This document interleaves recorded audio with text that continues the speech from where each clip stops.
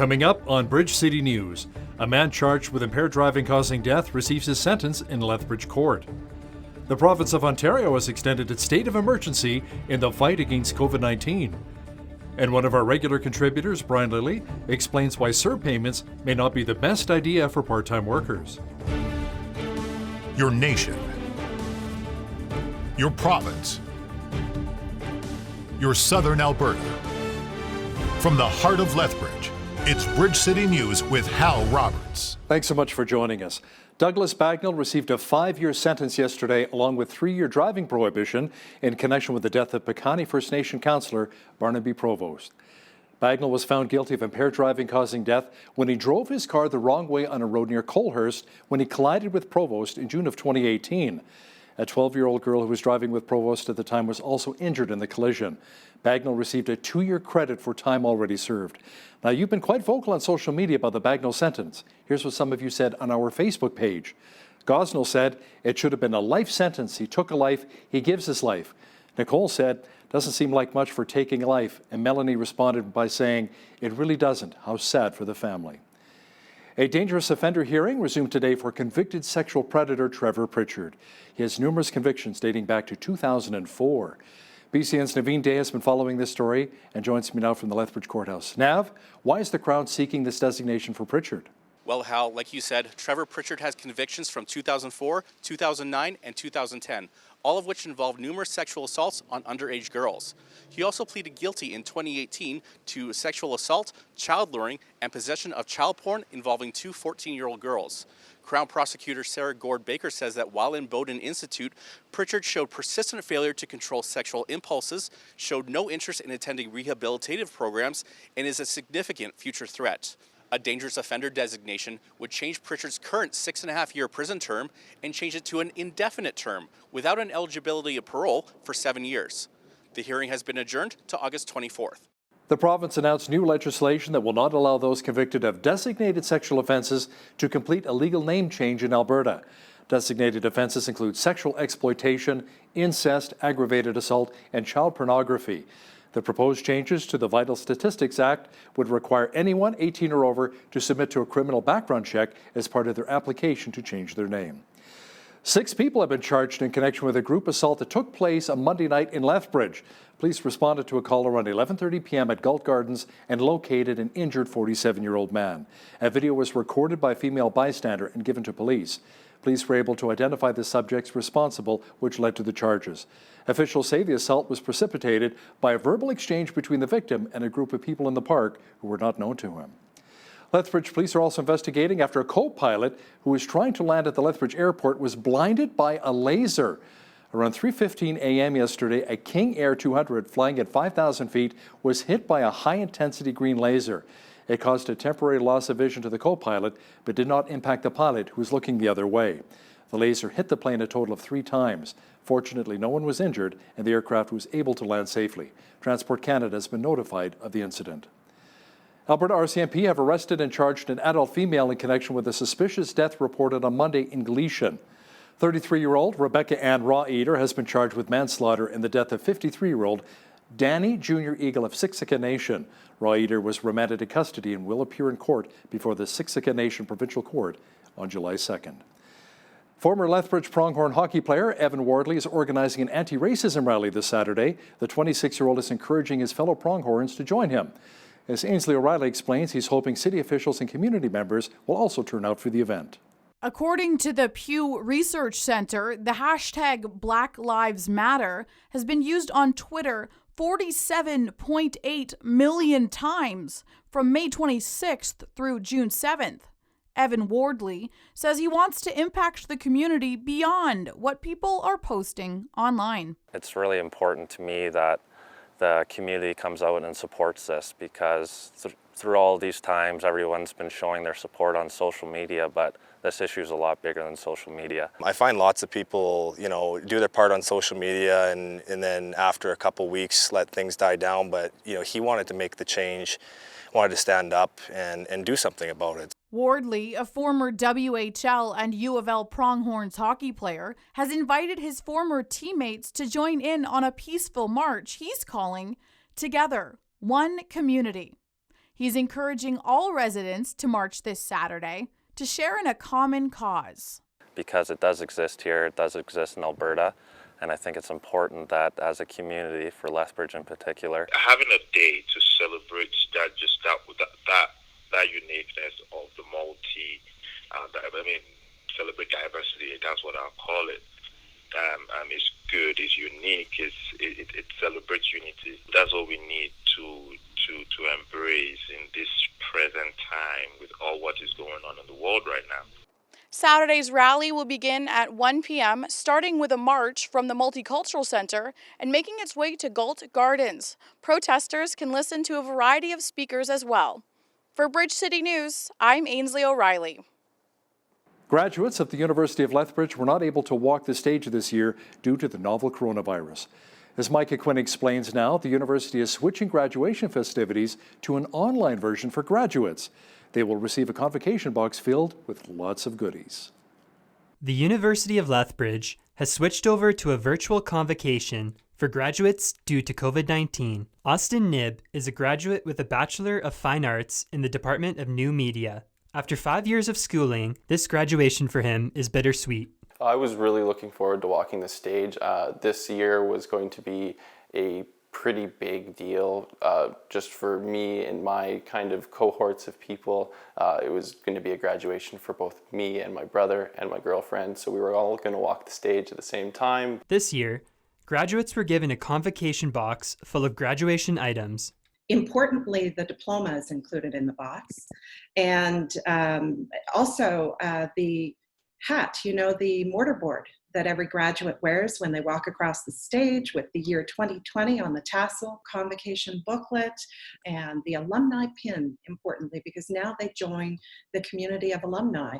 Austin Knibb was able to get a job at the University of Lethbridge after completing his internship in New Media. A lot of the profs that I work with also host media companies to some extent, so I've been working with some of my profs kind of behind the scenes as well.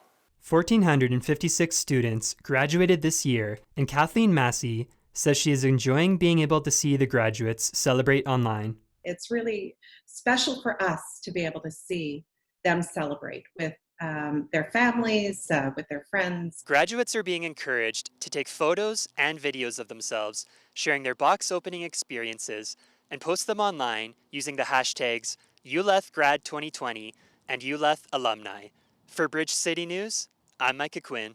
Students and staff at Red Crow College held their grad ceremony earlier today outdoors in North Lethbridge, and it was a beautiful day for it. This group is going to stand out the most because of the challenges that they've had to face. Many of our students come back as adults, and not only that, not only having school responsibility, academic responsibility, they have their children. They've overcome so many barriers, but in the end, they're still so positive, in spite of what's going on around us. And that, like the elders had mentioned, that gives us hope. And, we continue to strive for education and wish them the best with their lifelong learning. College officials say they held the ceremony outdoors as to adhere to the COVID-19 restrictions. The City of Lethbridge wants your input when it comes to recreation and culture in our city. Residents are being asked to give feedback on a new recreation and culture master plan through an online survey. Beginning this week, postcards will be sent to homes with information of how you can share your ideas and thoughts. Each postcard will have a unique code that will allow you to complete the online survey. Officials with the Lethbridge Public Library announced today that starting July 2nd, they'll be launching Chapter 1 of their reopening plan. To protect the health and safety of staff and customers, the library will be reopening with limited services and new hours. That includes being closed on Sundays. Building access will be limited to one adult per family. Customers are encouraged to use curbside pickup service when visiting in groups. The Alberta government says there were 44 new cases of COVID-19 today and no new deaths. There are currently 538 active cases in our province, including 23 here in the South Zone. There have been close to 410,000 coronavirus tests completed. There have also been an increase of the virus in Edmonton. Our provincial capital now has 250 active cases, while Calgary is just 219. Fortunately, 7,134 Albertans have now recovered from COVID-19.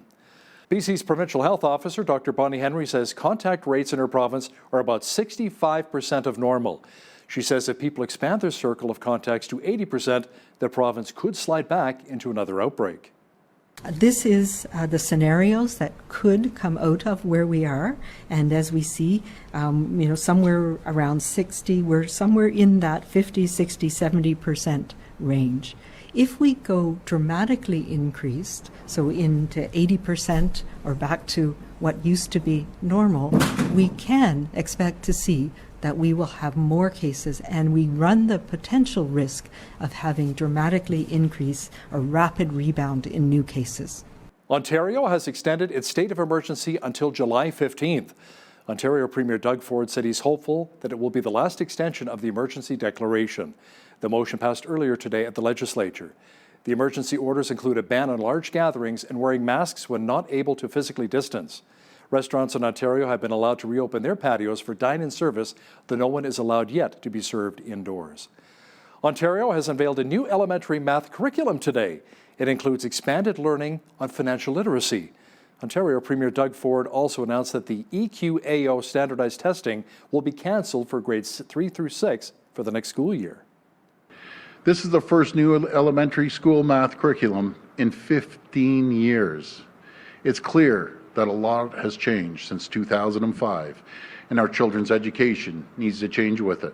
And because of these changes, I've directed the Minister of Education to cancel EQAO tests in grades 3 to 6 for 2020-2021 school year. Fewer than half of grade 6 students met the provincial standard in math. That was down from 61% in 2009. I'd like to walk you through the key changes in the new curriculum for grades 1 to 8. First, we're focusing on fundamental math concepts and skills like learning and recalling math facts, including multiplication. Yes, parents, that means memorizing timetables is back for our kids. Second, for the first time, all students will learn how to code. Starting in grade 1, computational thinking will give our students that competitive advantage.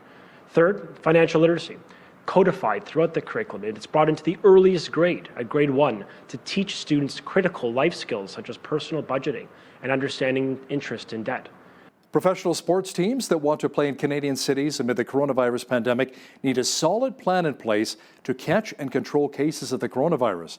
Now, that's according to our country's top public health official, Dr. Theresa Tam. She says support from local health authorities is essential, and they will need to honor restrictions to keep the public safe. It's predicated, of course, on an actual mitigation plan that ensures the safety of Canadians and, of course, for the league itself, the safety of its players. So I think similarly with the NHL, those plans have to be essentially supported by local and provincial public health authorities.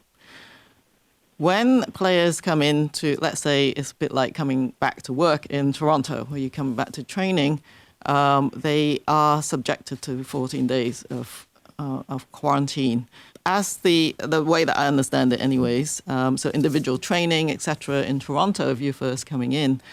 But as the teams coalesce and come together, there are the concepts of cohorting or group quarantine. Whereby the players have to remain together and, of course, pose no risk to themselves or the surrounding population. So that's the concept. Legendary former Calgary Flames player Jerome Aguinla has been voted into the Hockey Hall of Fame. Iggy, as many fans knew him, along with Marian Hossa, were elected in their first years of eligibility. Also elected were one-time Oilers defenseman Kevin Lowe and longtime Chicago Blackhawk defenseman Doug Wilson. There were some big names passed as well over the hall this year, including Theo Fleury, Keith Tkachuk, Daniel Alfredson, and Tom Barrasso. Public Safety Minister Bill Blair says First Nations policing must be made an essential service. Now, this is something Indigenous leaders have been pressing the federal government to do. Blair says he's been in contact with Indigenous leaders across the country to figure out how to best transform policing in their communities. We have already committed to investing up to $291 million in the First Nations policing program, which provides federal funding for professional, dedicated, and culturally responsive policing services in hundreds of First Nation and Inuit communities. That federal funding commitment is ongoing, and it includes an annual increase to keep up with inflation, providing greater financial stability for communities. And, of course, that's on top of recent funding to improve police facilities in First Nation and in Inuit communities, such as improving detachments and communication systems. And that means funding for 185 police agreements under the First Nations policing program, policing a First Nations and Inuit population of roughly 432,000 people. As you've heard on Bridge City News, Ottawa announced that it is extending the $2,000 a month CERB payment for another 8 weeks. One of our regular contributors, Brian Lilly, says that CERB payments are making it very difficult for employers to bring back part-time employees. But the Prime Minister doing this has, upset some in the business community, and some premiers are saying, well, wait a minute, you're actually making it more difficult to get people back to work. Because look, if you're working full-time and only making minimum wage in pretty much any part of the country, you're going to make more money than you will on CERB. But you also have to go out to work. But if you're part-time, maybe doing 20, maybe even 30 hours, you might not be making that. Or, it's close enough that you say, I'm just going to stay home. I don't feel safe. Watch the entire interview with Mr. Lilly as he also discusses the tenuous relationship Canada has with China. That is coming up after Business News. Last year, Fulani herdsmen forced an entire Christian community in Nigeria to flee from their homes. But in February of this year, Open Doors was able to deliver vital aid to the region. As we hear in this next report, the Christian group was able to help 1,500 families before COVID-19 travel restrictions were introduced. Sometime last year, we had attacks from the Fulani herdsmen. A lot of churches were burnt, some people were killed, and women were rendered homeless, children fatherless, and foodstuffs were destroyed, every property. And there was hunger and a lot of difficulties in the land.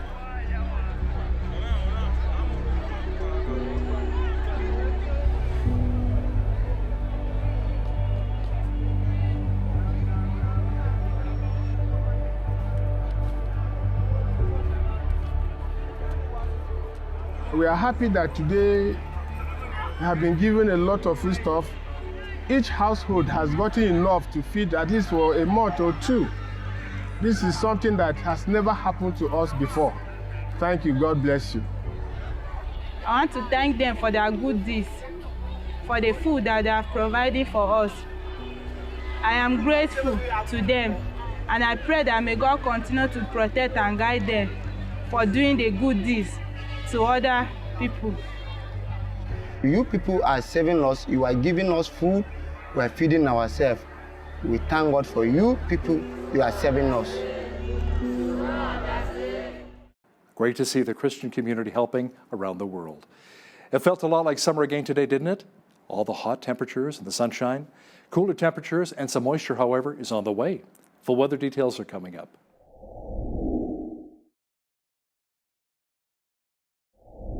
Let's enjoy the sunshine and hot temperatures while we can, since the clouds and rain will be returning. Jeanette Roche is returning here now with a full look at the forecast. Jeanette, the showers may arrive just in time for the weekend. Yeah, isn't that always the case? We get the nice sunny weather during the week and then rain just in time for the weekend. However, southern Alberta is under a severe thunderstorm watch late this afternoon and into tonight. This includes regions of Lethbridge and Calgary. We could see some dangerous lightning, some damaging winds up to 100 kilometers per hour, possibility of hail and lots of rain. So that is expected tonight. The low tonight into 11 degrees there, and then it's going to clear by the morning. So Thursday, we're going to wake up to lots of sunshine. 24 degrees is the high for tomorrow with a high UV index as well. 13, the overnight low on Thursday. And then as we look into the 5-day forecast, beautiful weather expected for Friday as well. Sunshine at 28 degrees. And then comes the weekend, we could see 60% chance of showers for Saturday and Sunday. 21 degrees is the high on Saturday, 16 expected for Sunday, and 17 for Monday. Also seeing a 60% chance of showers on Monday, and rain also expected for next Tuesday with a high of 21. So we're seeing those temperatures soar and then dip back into the teens, and those teen temperatures are definitely lower than the average for this time of year. And according to the almanac, the average high this time of year is around 23 degrees. The average low, let's see if the slide changes here for the almanacs. There it is. The average low for this time of year, 10. 34 was the high temperature on this day. That was back in 1974. And back in 1950, we had a low temperature of 2 degrees. Now that sun rose this morning at 5:25 a.m. and our evening sunset tonight, 9:43 p.m. So we're seeing maybe a minute or so of less daylight today than we saw yesterday as we hit the first day of summer over the weekend. Our summer solstice came to us on Saturday, so it is officially summertime. And look at all the sunshine happening on the west coast tomorrow. 23 the high for Victoria and Vancouver with lots of sunshine. Sunshine expected tomorrow in Edmonton, high of 24. Calgary's high tomorrow, 22. With sunshine as they get through that severe thunderstorm watch this evening. Saskatoon and Regina could be seeing some risks of thunderstorms as well. High of 25 in Saskatoon and 23 in Regina. 28 is the high over in Winnipeg. They too will be seeing some thunderstorms there. A mix of sun and cloud expected in Toronto tomorrow with a chance of rain. 26 is the high. They could see some drizzle. Over in Ottawa with a high of 25, 26 is the high expected for Montreal with a mix of sun and cloud. And as we get over into Atlantic Canada, there is a heat warning in effect for Fredericton and Charlottetown with the high humidity. Both those cities could see some morning showers, and then it's just that humidity is going to rise. 29 expected to be the high in Fredericton, 27 in Charlottetown, also in Halifax, high of 27. They could see some drizzle there. Rain also expected in St. John's tomorrow with a high of 25 degrees. There you go. That is your forecast. The International Monetary Fund has lowered its forecast for global growth because it anticipates economic damage from COVID-19 will be far worse than predicted a couple of months ago. The IMF now predicts the global economy will shrink 4.9% this year. That is a lot worse than the 3% drop it had estimated in April. That is the worst annual contraction since after the Second World War. It was already the worst recession since the Great Depression in April, when we had projected growth for 2020 to be at minus 3%. But now at minus 4.9%, that is even more strongly true. And no country has been spared. Both emerging market, developing economies, advanced economies have all been very badly hit during this crisis. For Canada, the IMF is now predicting GDP will decline by 8.4% this year, compared with a 6.2% contraction it estimated in April. Indigo Books and Music says it expects at least 10 to 12 months of difficulty stemming from the coronavirus outbreak. The company says the virus, which forced the retailer to close all of its retail stores mid-March, is impacting that trajectory. Fourth quarter financial results released show Indigo lost $171.3 million compared to $23.8 million in the previous quarter. Sobeys has decided to pull its Sweet 16 brand of candy from its shelves after social media backlash over its marketing slogan. Display stands for the candy produced by a Quebec-based company says it has, quote, barely legal level of sweetness, unquote. Social media users called the slogan gross and creepy. Sobeys said in a Twitter statement that the campaign is not in line with its values and took immediate action after it was made aware of the marketing on Monday night. Toyota is recalling 752,000 gas-electric hybrid vehicles around the world because the engines can lose power and stall. The recall contains certain 2013 to 2015 Prius models, along with 2014 to 2017 Prius hybrid vehicles. Toyota says the hybrids are designed to go into a fail-safe mode if there are faults in the hybrid system. The company says, however, there are rare instances that they may not go into fail-safe and the engines could lose power and stall. Now, here's a look at today's markets. The TSX was down 270 points on the day to 15,294. The Dow was down 710 points to 25,445.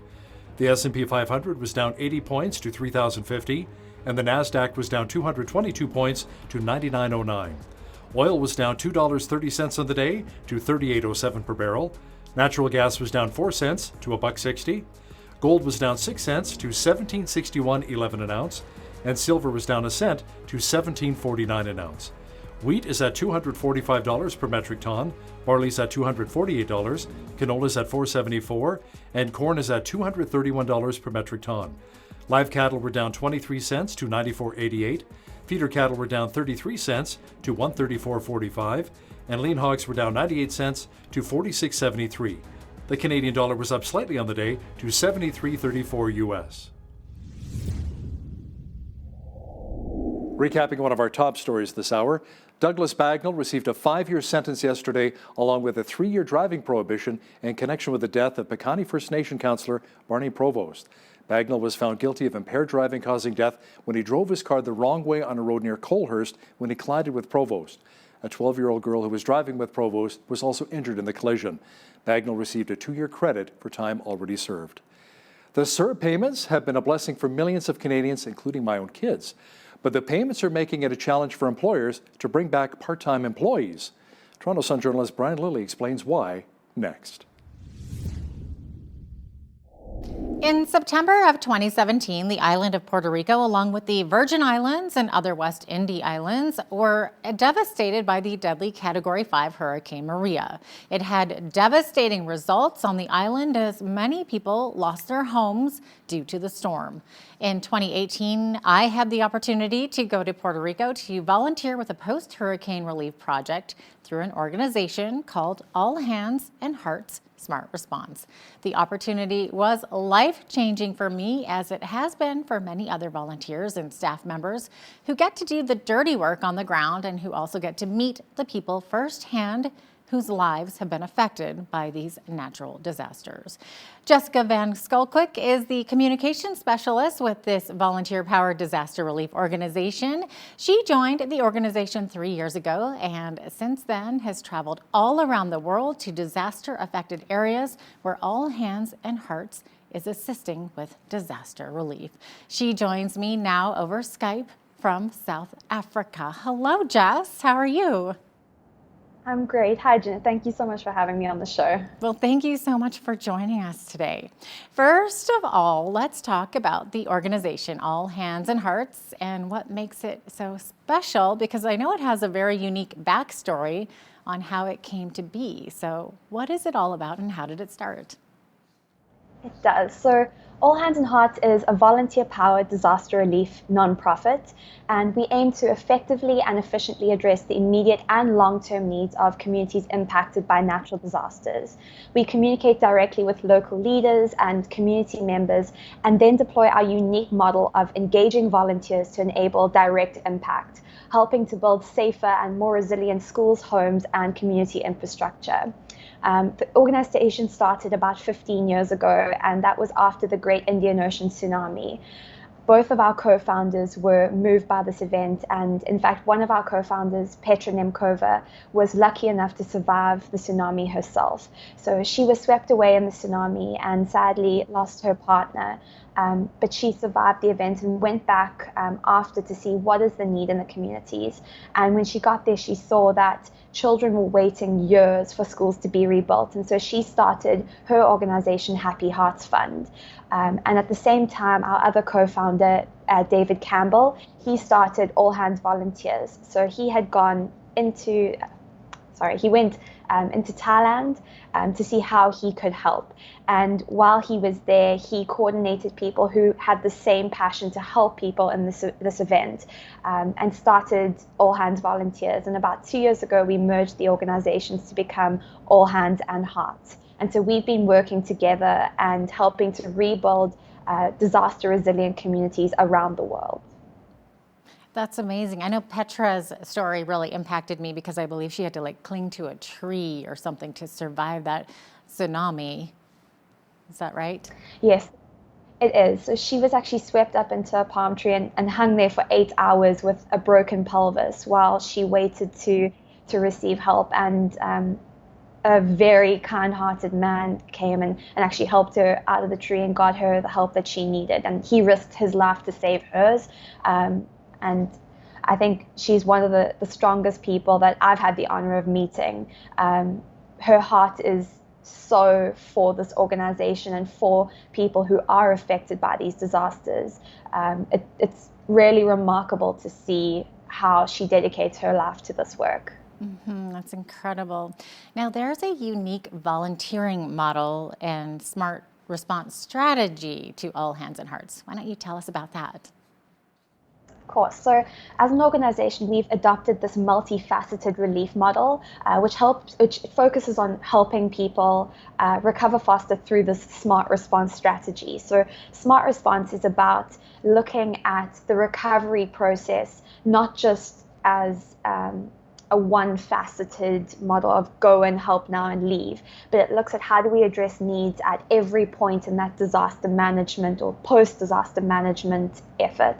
And so this strategy operates around 4 principles: response, recovery, resilience, and renewal. Our response phase is about supporting communities immediately after a disaster, and here we carefully listen to the community to identify what are their greatest needs, and then we effectively begin response work that creates a long-term action plan. With regards to recovery, we make long-term commitments to build disaster-resilient homes, schools, daycare facilities, community centers, really the hubs of every community. And within resilience, we lay out and construct disaster-resilient buildings to code, ensuring that structures are stronger and more sustainable to weather any future disasters. And finally, relating to renewal, we live in the communities that we serve, and so we become a part of them. And this leads volunteers to uncover new ways to help, and that invariably brings fresh ideas and solutions. So this is going beyond rebuilding physical structures of a community.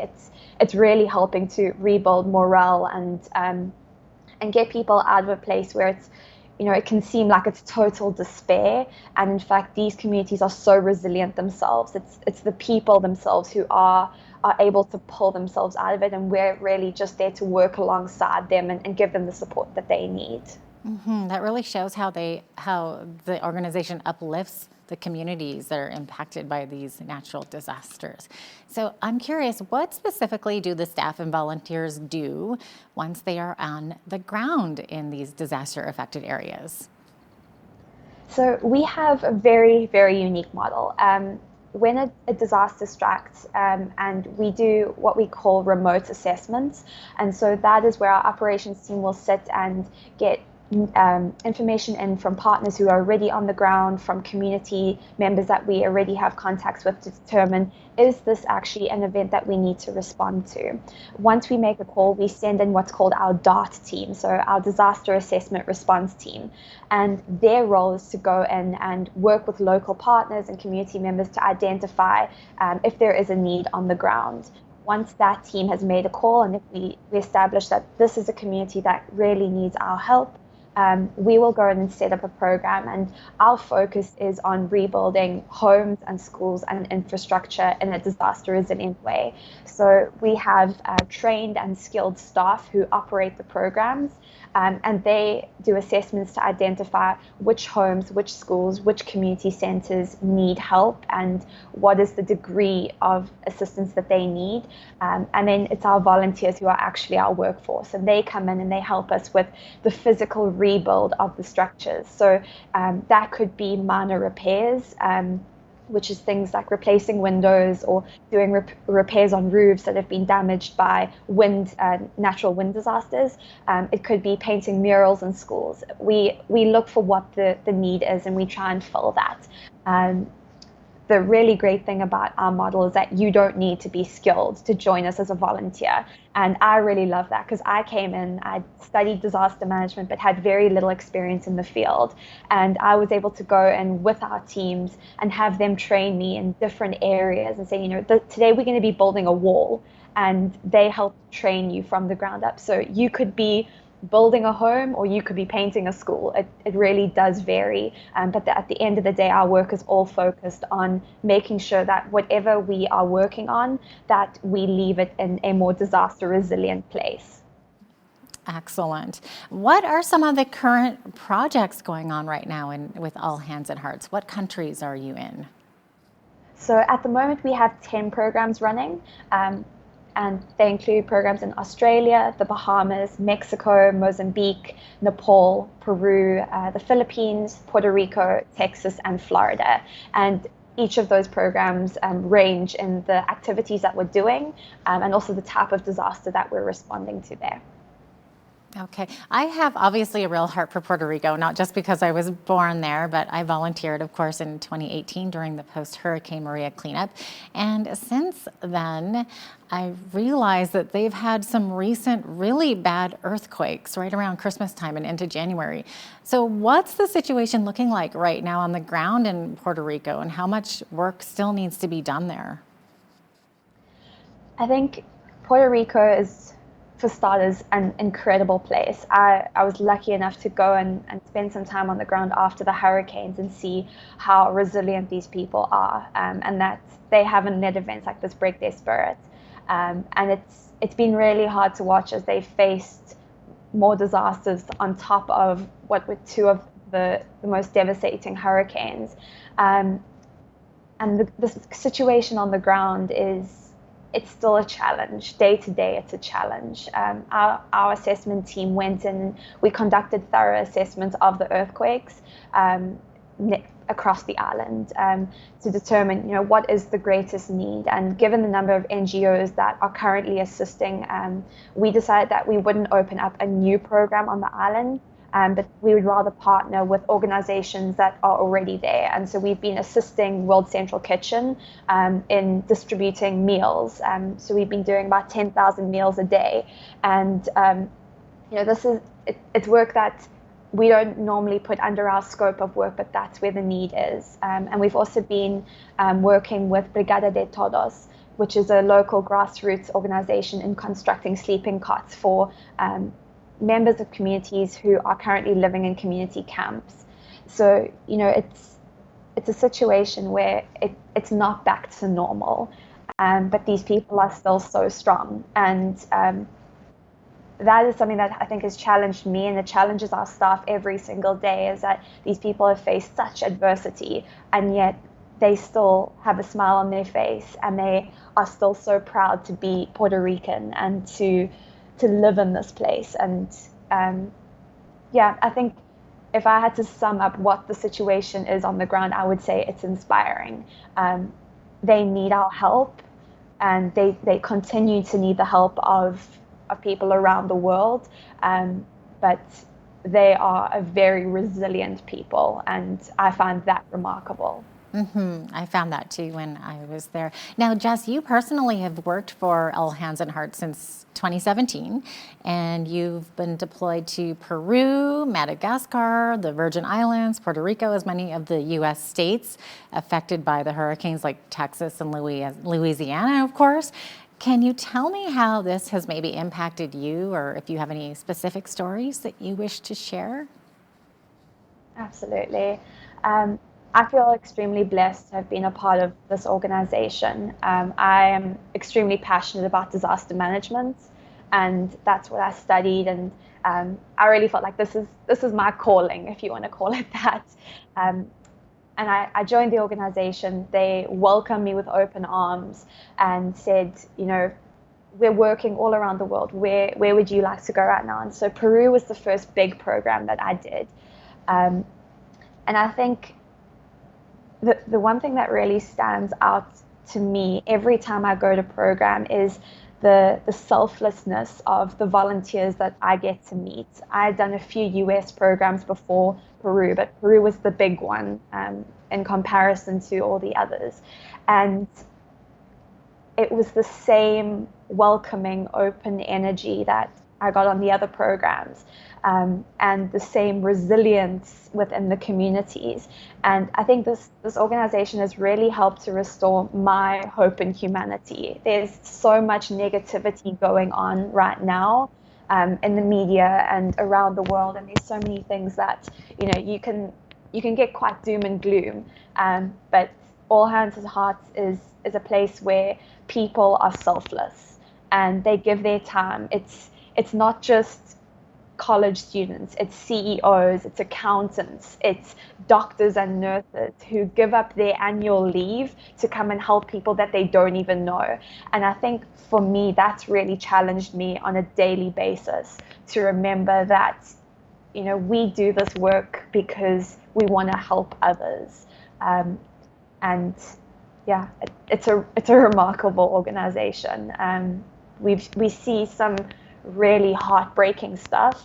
But at the end of the day, I always leave feeling so filled with hope, and that there's a future that looks so bright for not just that community, but that every volunteer that walks through our doors is left with a really positive outlook and is uplifted by what they've been able to go through. That is incredibly inspiring. Thank you for sharing that. I'm just wondering, what can people do if they want to help out? Or I understand that the organization, faces different challenges. What sort of challenges does it face, and what can people do to help out? So I think the two biggest things as a nonprofit, we always need donations and we always need volunteers. At All Hands on Hearts, we believe that every individual should have the chance to volunteer if they feel that that's something that they want to do. And so we have a free and open door approach. Whether you are 18 or you're 80, if you've worked your whole life in construction or you have no experience at all, we really don't mind. You are always welcome. And so we believe that, there's so much strength in diversity. And so we welcome people of every race, religion, national origin, ability, sex, gender identity, sexual orientation, or age. It doesn't matter who you are. If you feel compelled to volunteer, we would love to have you. And with regards to donations, that is how we fund our programs. So I'm really proud to say that 96 cents of every dollar that we receive goes directly to our programs. And so that means that we've been able to achieve a 4-star charity navigator rating, which there's very few charities that are able to achieve that. And so that's something that we really pride ourselves in, because we are for the programs. And so, I would encourage you, if you can't volunteer, please donate. It's a cause that's very near and dear to my heart, and I'm fortunate enough to work for the organization. Well, you are a very inspiring woman. Jess, thank you so much for joining me today, and thank you for the work that you do to help make the world a better place. Thank you so much for having me today, Jeanette. I really appreciate it. That was Jess Van Skulkwick with All Hands on Hearts, a Smart Response. We'll have more on BCN coming up following this short break.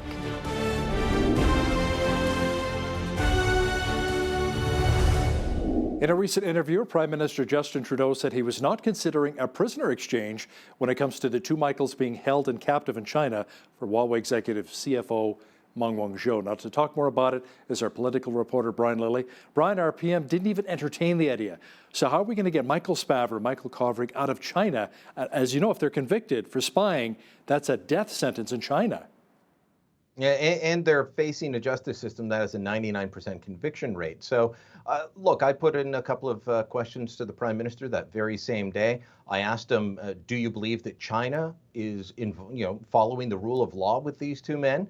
And in a roundabout way, he said no. It wasn't a direct yes or no answer that he gave me, but these were some of the toughest words we've heard from the Prime Minister. That we live in a rules-based system, and China isn't following that.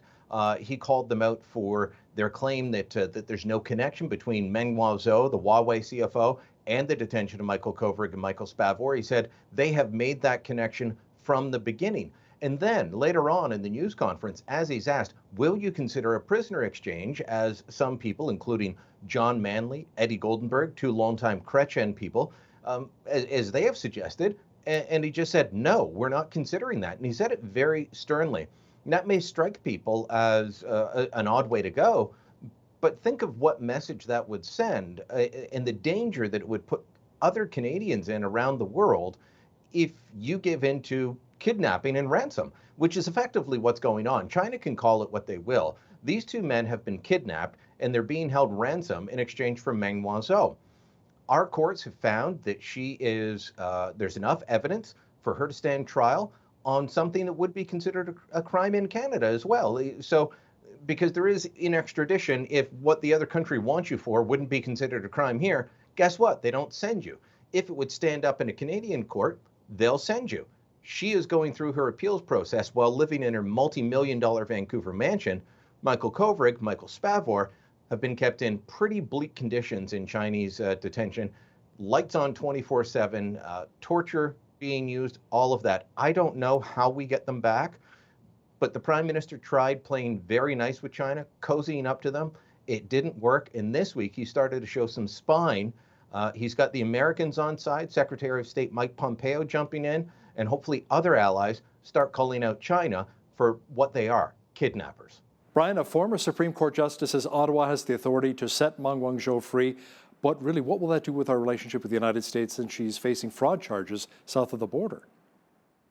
Well, it would ruin our relationship with the United States, and it would also put to the lie the idea that we are a rule of law nation. Yes, there is a provision that the Justice Minister can just set someone free, but we don't do that unless there is an underlying reason, such as we don't think that the charges they're facing are legitimate. We don't think that they're going to face a real and honest prosecution. Things of that nature would be good reasons for the Justice Minister to intervene. This decision, which was really spearheaded by former Liberal Justice Minister Alan Rock, again, another one of these Chrétien guys coming back and trying to push this agenda of let's just let her go so we can get the Michael Kovrig and Michael Spavor back. I don't know why they're playing at this. If, as one suggestion John Manley had was we should have just looked the other way as she passed through the airport and say, oops, we didn't see her. If they had done that, all right, so be it. The Americans would have been annoyed. We would have had plausible deniability.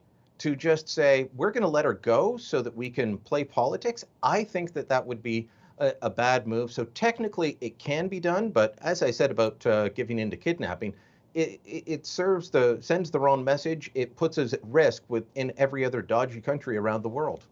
Brian, it turns out the Liberal MP arrested for charges of break-and-enter and assault over the Easter weekend also faced allegations of sexual harassment before the last election, but Justin Trudeau let him run anyway? Yeah, in some ways, as I put in a column in the Toronto Sun this week, I think he shielded him. And I don't say that lightly. Marwan Tabara is the young MP, was a man who, not a stellar resume, one of these guys who got the nomination in a riding that was hit or miss, could have gone Liberal or Conservative. The Liberals won it in 2015. While he's a first-time MP, he is accused of inappropriate touching and unwelcome sexual comments made towards a female staffer. Now, there's a process that's supposed to be in place in the House of Commons. It dates back to December 2014, where the Chief Human Resources Officer for the House of Commons gets involved, and they have an investigation. Justin Trudeau called for this sort of thing when he was leader of the third party. As far as I can tell, he's never used it. He, like all and I'm not saying this is just a Liberal thing, the NDP have done it. The Conservatives, we only know about them doing it with past MPs that I know of, but I'm sure there are current ones that it's been used on. They prefer an internal review, Hal.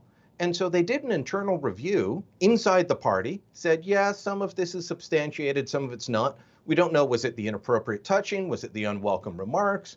Either way, if I was doing those things in my workplace, there would be a meeting with my boss, HR would be there, company lawyers may be there, and they'd have my union representative present.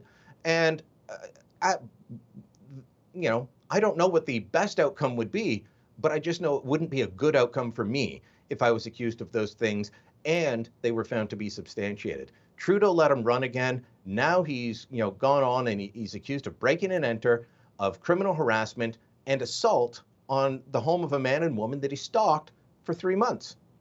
Wow. Now, it's not just a rumor, but apparently U.S. President Donald Trump's former national security advisor says that Trump really does not like Justin Trudeau. John Bolton says it's a genuine dislike for our prime minister. Now, you've chatted with Mr. Bolton about this. Well, I've chatted with John Bolton many times over the years, but not on this specifically. I'm trying to get an interview with him right now. I hosted John Bolton. He did a speaking tour in Canada, and I was hired to be the MC. And so we went to Calgary, we went to Toronto, and I think Ottawa.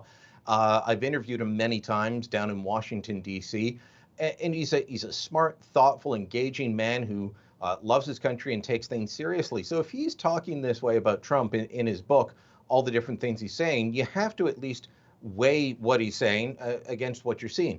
But when it comes to Trudeau, yeah, he doesn't like our prime minister. He finds him weak and ineffective. He told some of his supporters to go on TV and say bad things about him. It's an odd thing, but I mean, are you really surprised? Did you really expect that Donald Trump would like Justin Trudeau, or that Justin Trudeau would like Donald Trump? They could have surprised us, I suppose. I mean, Justin Trudeau's former top aide, Jerry Butts, became fast friends with Steve Bannon, who used to be Trump's chief of staff, another man I know used to know quite well down in Washington. And I would never have put those two in the same room together, but Jerry and Steve hit it off amazingly well. Unsurprisingly, Trudeau and Trump did not. A story we recently covered on BCN is that the feds are extending CERB payments for another 2 months. But Brian, the parliamentary budget officer, says it will come with a hefty price tag. Oh, $17.9 billion for 2 months. Not surprised. These are, incredibly difficult times, strange times, and $2,000 per person going out every single month. Millions of Canadians across the country. It has cost the Treasury vast sums. It was about $5 billion a month in extra payments that the Harper government had to make during the 2009 economic crash. EI was using up more money than it had, and they had to take $5 billion a month out of the general treasury. So, of course, inflation and more people out of work. So now we're looking at an unemployment rate above 13%. We've got millions of people on CERB, so it's going to be that heavy price tag. But the Prime Minister doing this has, upset some in the business community, and some premiers are saying, well, wait a minute, you're actually making it more difficult to get people back to work. Because look, if you're working full time and only making minimum wage in pretty much any part of the country, you're going to make more money than you will on CERB. But you also have to go out to work. But if you're part-time, maybe doing 20, maybe even 30 hours, you might not be making that. Or, it's close enough that you say, I'm just going to stay home. I don't feel safe. There's all sorts of reasons, but employers are saying it's making it more difficult to reopen, as most of the country is reopening, while so many people are being told, don't worry, here's $2,000 a month. The federal Conservative leadership race continues, Brian, and there was some controversy involving the O'Toole and McKay camps. Can you explain? Oh, this is a bizarre one, isn't it? Of course, they're considered the two front runners. If you listen to Peter McKay, he's got it sewn up. He's going to win on first ballot. If you listen to Aaron O'Toole, well, no, we're surging him and we're going to come from behind and win. Well, Aaron O'Toole has now come out with a pretty serious charge. In fact, they're asking for criminal charges against the McKay campaign and one of their regional organizers from Alberta, saying that they stole videos. You might recall there was a French CBC report about an internal Zoom call that was leaked to them. They think that it may have come from this same download hack that they say happened, and they're pointing all the fingers at the McKay campaign, saying, in fact, there was a staffer for a Calgary MP, Mr. McLean, he fired this young man who apparently gave the login info. Mr. McLean is backing O'Toole, and this young staffer, who at this point has not been identified to the best of my knowledge, gave the McKay campaign the login information to go in and get these Zoom calls that were recorded. Of course, some of them are strategy meetings, some of them are with supporters. So you've got everything in there, and you're giving away your campaign. It is a serious charge. The McKay camp says, not us, we had nothing to do with it. The O'Toole campaign says, we've actually got the digital fingerprints to prove it. We want police to investigate. There's a quote in the Bible that says, a kingdom divided against itself cannot stand. The Liberals must be eating this up right now, infighting now within the leadership race. Come on, guys. Hey, internal party politics is always some of the toughest. I've witnessed it in pretty much every party. I watched it with Mulcair and Layton. I've watched it with Chrétien and Martin, and now in this. So far, Justin Trudeau doesn't have anyone trying to take him out, but we'll see. We'll see if things start going badly for him, whether the knives come out. That's often what ends up happening to a political leader. Scheer and Bernier as well. There was a little bit of fighting going on between their camps too. Remember that. Now, Foreign Affairs Minister François-Philippe Champagne has repaid mortgages he held with the state-run Bank of China, and he's refinanced them with a Canadian bank. Brian, talk about why this is such a big deal. It's a big deal because he is Canada's representative, and he has to deal with the Chinese government. The banks that he had the mortgages with was the state-owned Bank of China. So he effectively owed the Chinese government $1.2 million for mortgages on homes in London, England. The reason he said that he had the mortgages with them is that while he was stationed in London, he wanted to buy a flat, and then I believe he bought a second one as an investment. He wanted to buy a flat, but they were not doing mortgages through local banks in Britain to people who were on work visas, but the Bank of China would. So he got the mortgage with them. Once it was reported, he said, no, everything's fine. The Prime Minister defended him, everything's fine. But the opposition party said, wait a minute, this puts him in an odd position. He's vulnerable. He owes a foreign government more than $1 million. He had to do something about this. So he's refinanced these mortgages with Canadian banks. So, I don't know where his credit card bills are or who finances his car, but he doesn't owe money for these homes to the Chinese government anymore, and that's a good thing. Political reporter Brian Lilly with the Toronto Sun. Thanks again for your time today. Thank you, Hal. On behalf of all of us here at Bridge City News, I'm Hal Roberts. God bless. Thanks so much for watching.